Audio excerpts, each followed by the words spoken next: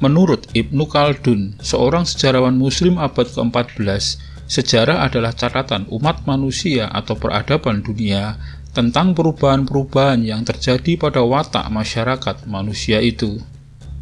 Karena menyangkut perubahan watak manusia, sejarah selalu menyelipkan kisah-kisah kemanusiaan. Bisa jadi kisah-kisah itu tak mempengaruhi sejarah secara keseluruhan, namun tetap saja pantas dikenang.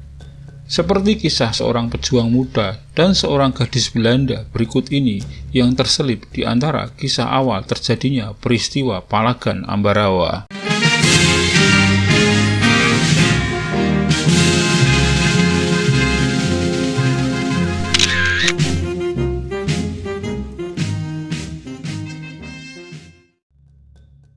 Namun sebelum dilanjutkan video ini, mohon bantuannya untuk mengklik tombol subscribe di bawah ini bagi Anda yang belum berlangganan channel ini, guna bersama-sama membangun channel ini dan agar Anda tidak ketinggalan update terbaru dari channel ini.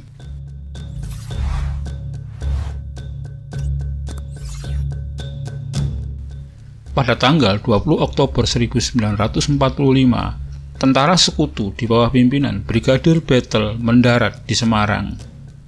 Misi mereka adalah mengurus tawanan perang, yakni tentara Jepang, serta mengevakuasi warga Eropa yang berada di Jawa Tengah. Sekalipun kedatangan sekutu itu diboncengi oleh Nika Belanda, mereka tetap disambut dengan baik.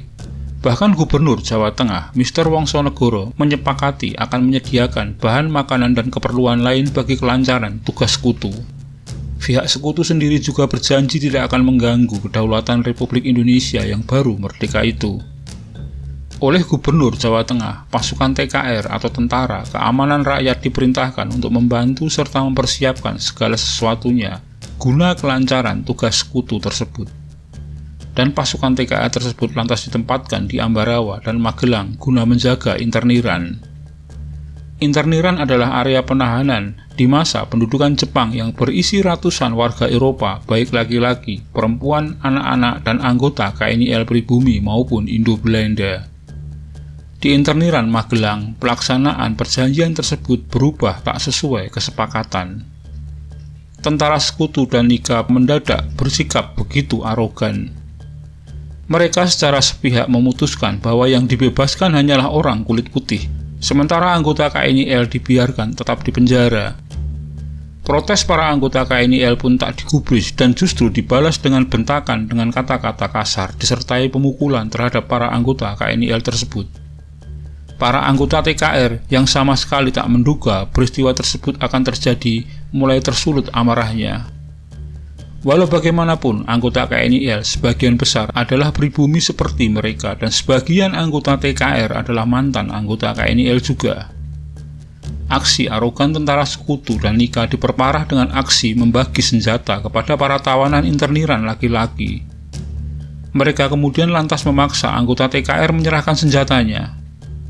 Sempat terjadi adu mulut sebelum meledak menjadi baku tembak dalam jarak dekat. Interniran Magelang berubah menjadi area pertempuran brutal dan terbuka. Para anggota TKR yang memang tidak siap untuk berperang mulai terdesak mundur dan tercerai-berai. Sebagian berhasil lari keluar dari areal interniran, tapi tak sedikit yang terdesak ke sudut-sudut penjara. Tentara sekutu dan Nika terus mengejar menembaki mereka. Suara tembakan bercampur dengan desing peluru, jerit dan tangis para tahanan perempuan dan anak-anak. Banyak perempuan dan anak-anak Belanda terjebak di tengah pertempuran. Sebagian anggota TKR terdesak hingga di depan sel-sel penjara yang berisi perempuan dan anak-anak yang menangis ketakutan. Upaya anggota TKR memberi isyarat untuk gencatan senjata tak digubris pasukan Nika dan sekutu. Mereka terus menembak seperti kesetanan. Seorang anggota TKR berinisiatif membobol penjara untuk membebaskan para tahanan. Para tahanan berhamburan keluar saat sel-sel penjara itu berhasil dijebol. Demikian juga anggota TKR yang terpojok di tempat itu. Anggota TKR yang menjebol tahanan itu pun ikut lari menjauhi area interniran. Di belakangnya, pasukan Nika terus membidik tubuhnya. Ia lari dan lari, beradu kencang dengan desingan peluru di kanan kiri tubuhnya. Di luar dugaan, seorang gadis Belanda ternyata ikut berlari mengikuti anggota TKR itu sejak dari interniran. Sampai di sebuah titik persembunyian yang relatif aman, anggota TKR yang masih muda itu berhasil bertemu dengan gadis Belanda yang lari mengikutinya. Prajurit muda itu keheranan mengapa gadis Belanda itu mengikutinya. Bukankah ia lebih aman di interniran bersama tentara Nika dan sekutu? Tapi tak jelas apa maksud gadis itu. Ia tak bisa berbahasa Indonesia dan TKR muda itu pun tak bisa berbahasa Belanda. Yang jelas mereka kemudian mulai berjalan bersama mencari tempat persembunyian yang lebih baik. Sesekali mereka berkomunikasi dengan bahasa isyarat. Menjelang malam, mereka ditolong warga di Sangawen, Muntilan, Magelang dan dipersilahkan menginap di sebuah rumah. Warga desa nampaknya tak terlalu terkejut melihat kehadiran seorang wanita Belanda di tengah mereka karena memang di Muntilan ada pasturan atau pastoran yang berisi pastor dan biarawati Belanda yang akrab dengan mereka.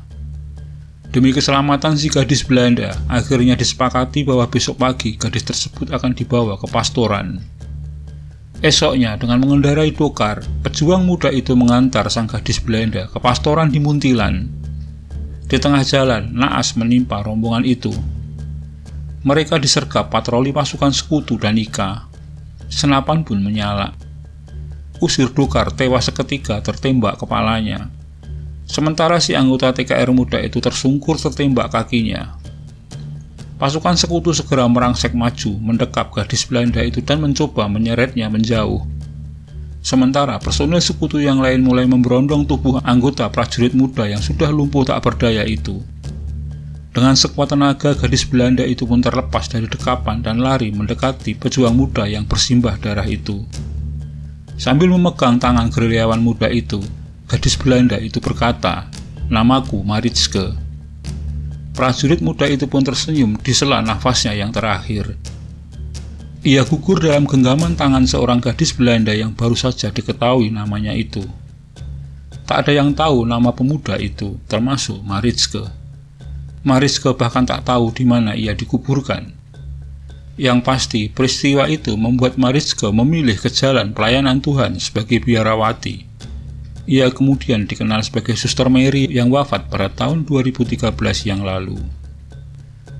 Demikian sekilas kisah tentang seorang pejuang muda dan seorang gadis Belanda di interniran Magelang. Terima kasih telah menyaksikan video ini hingga selesai, semoga bermanfaat. Dan sekali lagi, jika Anda berkenan silahkan subscribe, like, komen, dan share untuk teman-teman Anda.